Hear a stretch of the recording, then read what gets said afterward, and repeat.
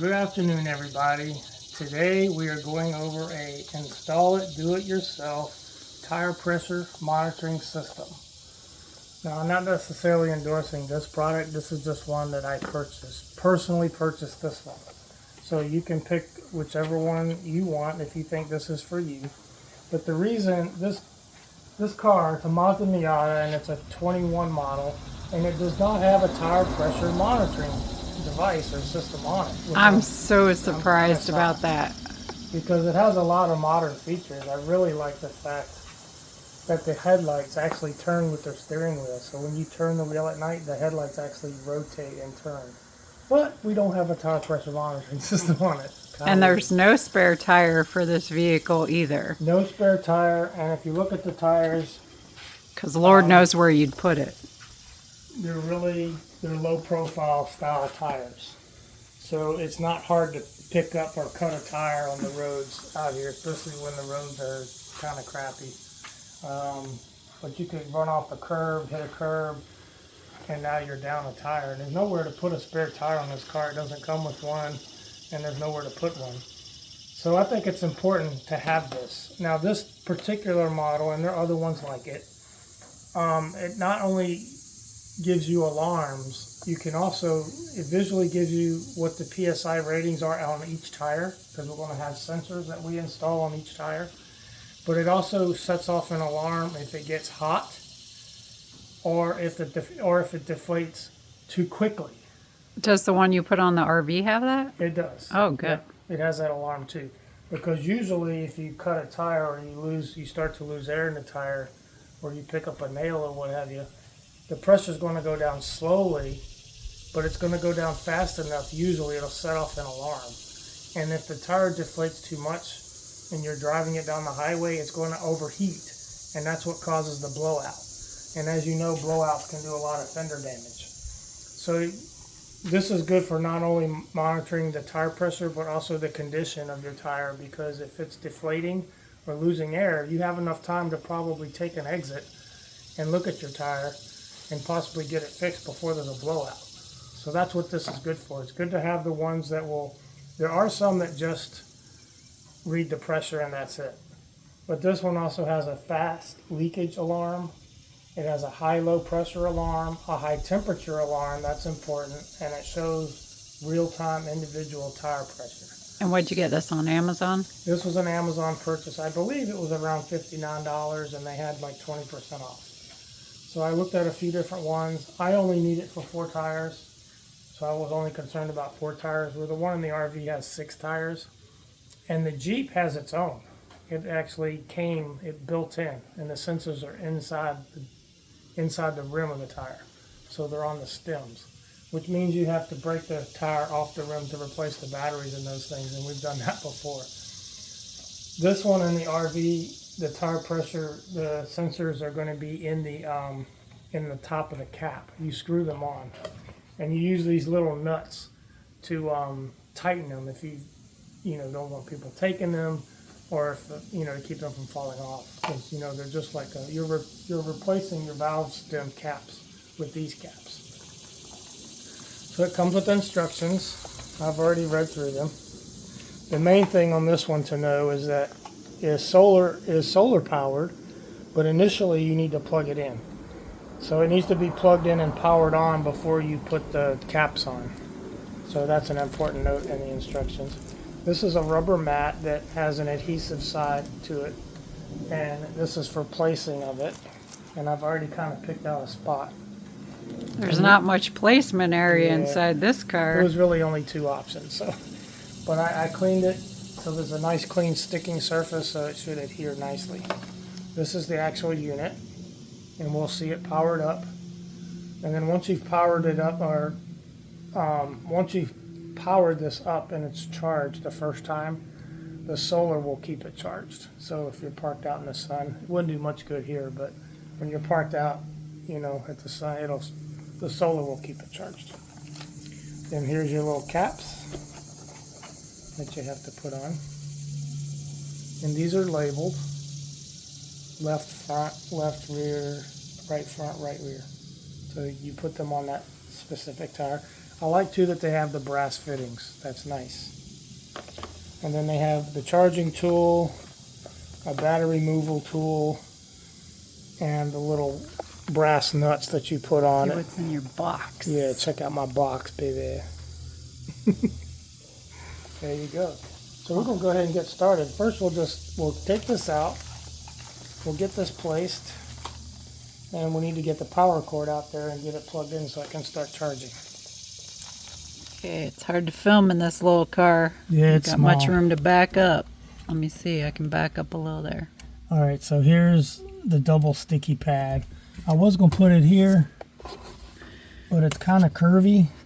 It'll fit, but I think it'll look weird, and it obstructs the view a little bit, and it really doesn't need to be in my face like that. Yeah, you really don't have much windshield in here, so Right. placement, I think, should be... This is flatter back here.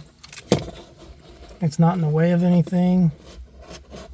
And of course it wants to slide down because I've cleaned it and it's slick. But it's almost flat. And I can read it from there and that'll be a good spot. It'll get the sun and everything. So that's the spot we're going to go with. And everything. So here's your adhesive. Little strips. I'm trying not to touch it.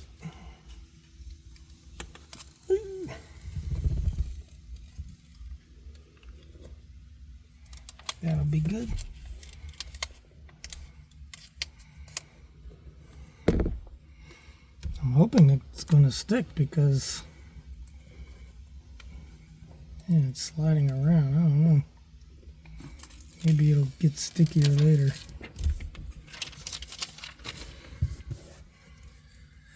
It might be because I cleaned it that it's slippery. But What'd you clean it with? Like a plastic cleaner, supposed to shine it, and so it's probably got too much gloss. But we're gonna go with it for now, and I'll fix it later if it doesn't stay in place. Is that your official ruling? Yes. Go with it. Go with it. I heard that once at a meeting in Otter Creek. Oh yeah. What was that? Roll with it? Yeah, I think Russell tossed you the keys in here and said, roll with it. I have all these little sound clips in my mind. I gotta turn the power onto the car, but we're not starting it. I guess I have to go grab the key because it needs the key. How far is the key? All the way in the house? No, it's on the table right there. Oh my gosh. You want me to grab it? I can grab it. I thought the key was going to be close enough. Well, I guess that's good news in a way.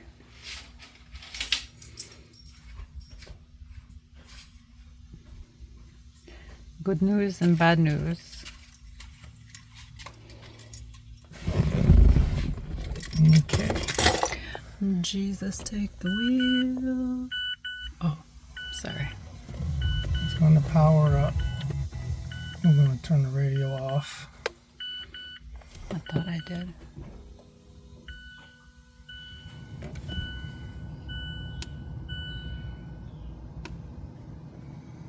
I forget which one turns it on.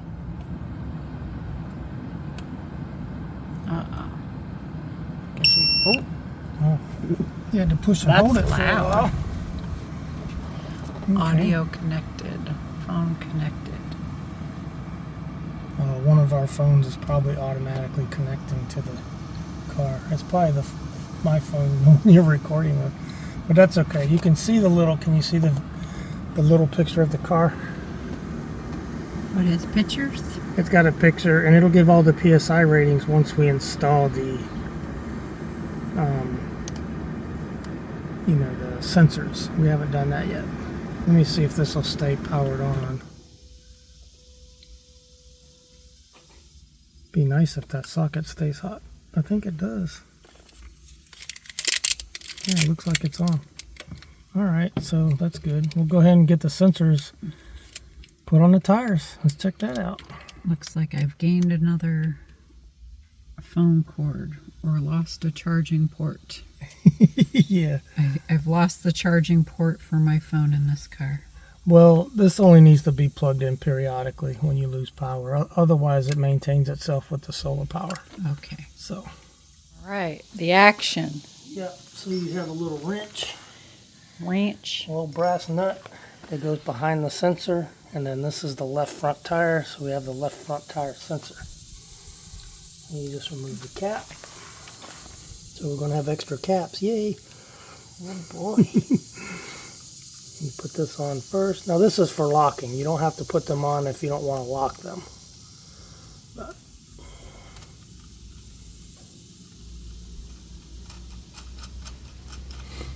put that all the way down, and then you'll wrench it back up once you get this on there. Now you might hear it go at first. I heard it. You put it on snug, and then you take this nut and you tighten it back toward the sensor. And then all you do is you use this little wrench and you tighten it like that. Oh, it's pretty easy. It is. It's really easy. Even I could do that. And that keeps it from coming off. Now these look kind of big and bulky, but yeah, they are what they are. And the tire is small too, so hopefully it works well. I wanted to see if there's a reading yet on that sensor, or if it takes a while.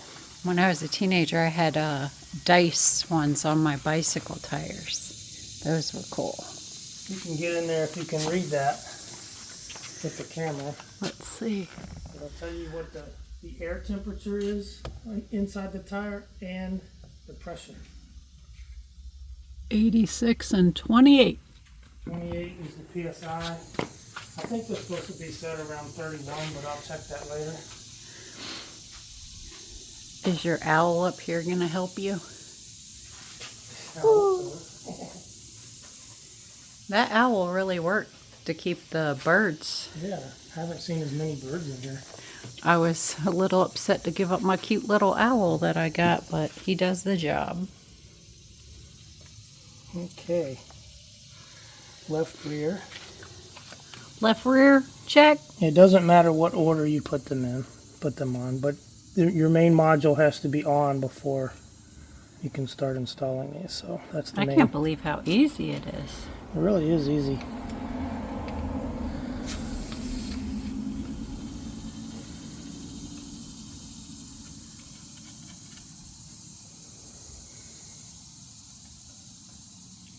We're going to time you like the pit crew. There you go. How fast can you get it done? Let's see how fast that reads. Not reading yet. There it goes.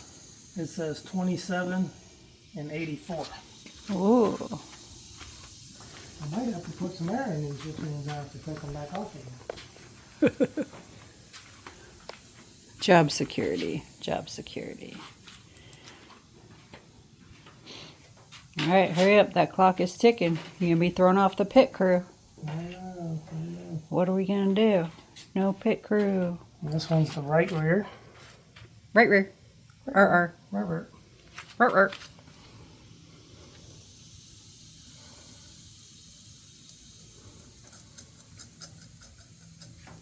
Remember, righty-tighty, lefty-loosey. Yep. Important information.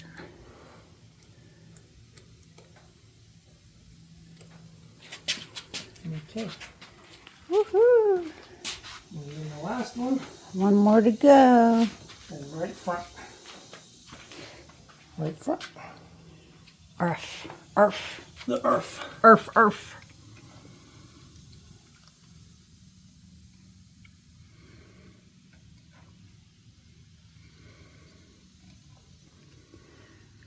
Yeah, this car doesn't, it does have a little jack, I think, doesn't it? I think it does, yeah. But I don't know what you'll be doing with it because there's no There's spare no tire. spare tire. I've never had a vehicle without a spare tire. Yeah, and that's why it's important to have this monitoring system on there so you can tell your tires are going to blow before they blow. There you go. All right. And then it also comes with, the kit came with some extra gaskets. And these are for the wheel sensors. If you need to change the batteries, they come apart. And this tool is to help take those apart. Oh, And then you can change these little gaskets. okay. So the gaskets are to keep the sensors waterproof because there's a battery inside. Gotcha. You know, rain and whatnot. So all these we need to keep up with. And it's got the instructions here. More stuff to keep up with. Let's look and see what our monitoring system is telling us now. All right. Do you wanna? We're getting into the cockpit here of the little car. Okay. This requires special maneuverability. I think the tire pressures are lower. And they should be. Hold on. Yeah, I think. I'm going to check that. Oh, they're all different. Now I've been feeling a bumpiness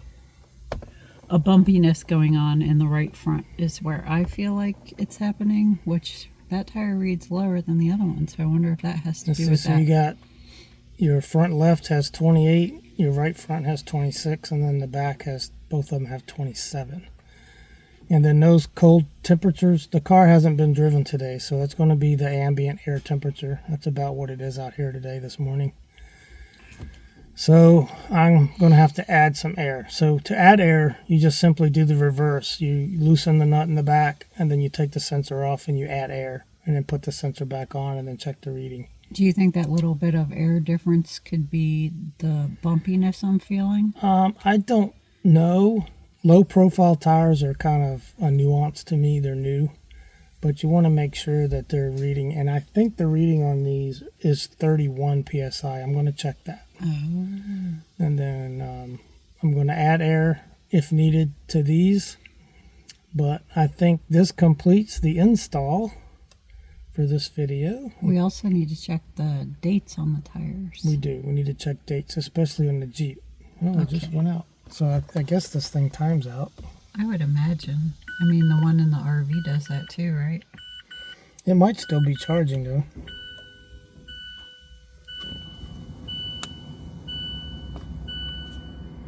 Yeah, I don't think I have to turn that on. I think that's on all the time. It's just charging in the background. But let me get some tire pressure added to these tires, and then yeah, so it's a good thing. They're a pound or two under. I think it's 31. I will check that on the door jamb, and then we will recalibrate and recheck the pressures. But I think that concludes the video. Well, we'll do a follow-up video real quick just to show that I've changed these tires and got the pressures up. Accountability, buddy. That's right, accountability. Okay, I got all the pressure in the tires, and the tire pressure needs to be 29 degrees. I was wrong. I saw it was 31 degrees. I'm all messed up. 29 is the pressure, 29 psi. So I got all my tires set at 29. You can see it in the blue indicators there. Each tire set at 29. Now, what I wanted to read from the manual, what this does is when you first install the sensors, it will automatically use the setting of its initial tire pressure reading to be the what they call it, basically the gauge to which they determine whether pressure is too high or too low. So 29 is the setting because I reset it. It has a button on there that you can re-establish the setting. So 29 is the pressure we're supposed to maintain. And if it goes over 29 by 25%, whatever that is, then a high pressure alarm is going to go off and it'll start flashing. If it goes 15% below the 29 psi, a low pressure indicator audible alarm will go off, and you'll also see the visual alarm. It'll tell you which tire is doing that. So that's really neat. So I'll show you this real quick in the manual. It shows you there the alert statuses. I thought that was pretty neat. So we have installed this tire pressure monitoring service for the Mazda Miata It's a Time-8. I'm pretty happy with it so far. It seems to be very responsive to the sensors. As soon as you take it off, within 5 seconds it starts going beep, beep, beep. It's loud, Yeah, too. it's pretty loud too, so you can hear it over radio, plus it'll be flashing in your face. In your face. In your face. So I like it. I think this will prevent further damage in the event that you have a problem with a tire. You can address the problem before it becomes a catastrophic failure and you're on the side of the road somewhere and it's 100 degrees and it's not going to be a good day. At least if you have enough time to either limp the car home or to get off an exit or to get to a gas station and put air in it or to use your little handy dandy fix-a-flat can, it'll at least get you home to where you can make a proper repair or to a gas station or whatever the closest facility would be. So I should always be carrying a pair of sneakers when we ride in this car. Is that what I'm hearing? It's an added alarm feature, so it lets you know that, hey, you may have a problem with this tire. Take a look at it. That's what it does. I'm really surprised the car doesn't come with that. Most cars these days have them in there. But hey, I'm glad I was able to get it installed, and we're going to start actually using it today. Yay. Let's do it. Let's go. Thanks for joining us. We'll catch you next time. This has been a DIY.